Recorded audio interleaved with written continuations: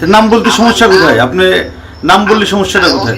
আপনার নাম আমি যদি কোনোদিন আমার নাম বলি আপনার বাসায় আপনার সামনে আইকে বলবো। আমার বাপ যদি আমাকে জন্ম দিয়ে থাকে, বাংলাদেশ আওয়ামী লীগ আবার ফিরবে এবং ভয়ঙ্কর ভাবে।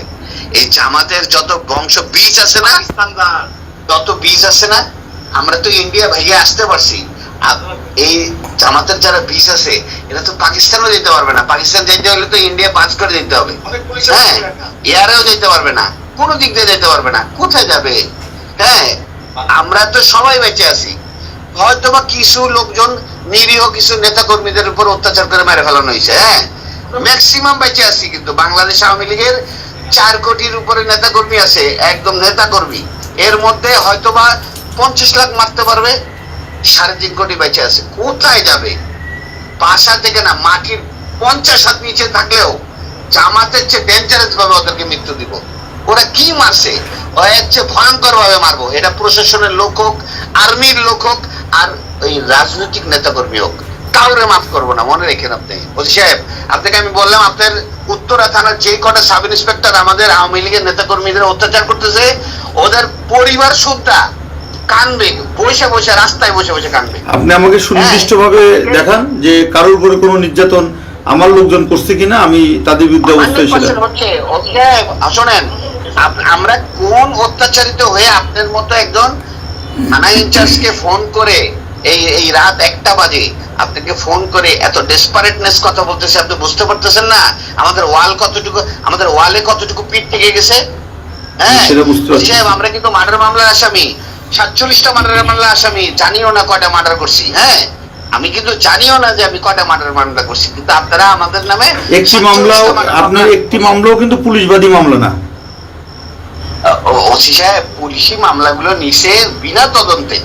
হ্যাঁ, একটা আইন কাঠামোতে কোনোদিন বিনা তদন্তে কোনো মামলা হয় না। আপনার পুলিশ এতগুলো মারা গেল, কই আপনার তো একটা মামলা ফাইল করতে পারলেন না আজ পর্যন্ত। ওসি সাহেব, এটা তো আমাদের ব্যর্থতা। আপনাদের চাকরি করা উচিত না। এটা সত্য, এটা সত্য। এই পুলিশগুলো যাই হোক, আওয়ামী লীগ বলেন, ধরেন ওরা আওয়ামী লীগের পরিবারের, কিন্তু পুলিশ ছিল তো।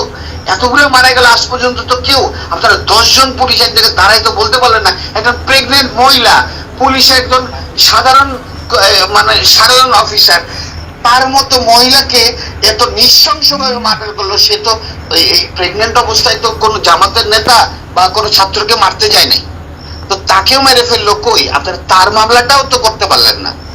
তো আপনারা এগুলো সিদ্ধান্ত হচ্ছে, এগুলো সব মামলা হবে। কোন সিদ্ধান্তই আপনাদের বাস্তবায়ন হবে না। ওসি সাহেব, আমরা রাজনীতি করে এসেছি। আমি আজকে 21 বছর প্রেসিডেন্ট সেক্রেটারি।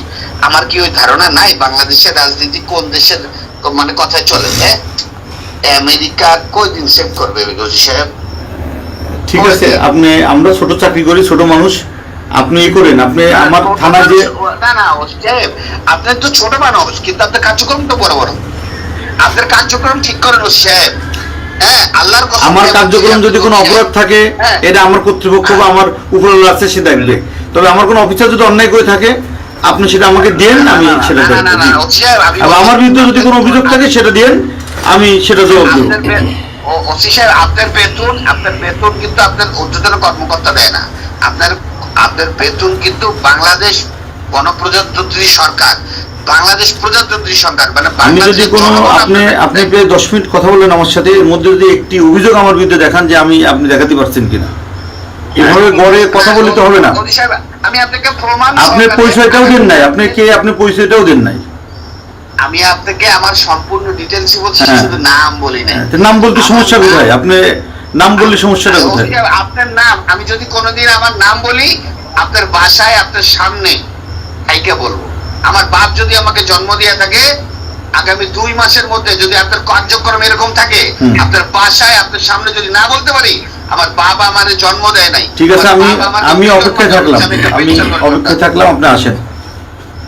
হ্যাঁ, আমি আপনাকে মনে রাখেন, আপনি আরেকবার আরো যদি এরকম আপনার কার্যক্রম চলে, আগামী 2 মাসের মধ্যে আপনার সঙ্গে আমার একদম সরাসরি দেখা হবে। এবং আমার নাম আপনার যদি সরাসরি আপনার মনে না থাকে, আমার বাপ আমার জন্ম দেয়নি। ঠিক আছে, আপনি আসেন, 2 মাস ওয়েট করুন। আর্মির হেল্প নিয়েন আপনি ওসি সাহেব। যদি আপনি এরকম কার্যক্রম থাকে, আপনি বাংলাদেশ আর্মির হেল্প নিয়েন। ঠিক আছে, অপেক্ষা করলাম। জি জি। Thank you,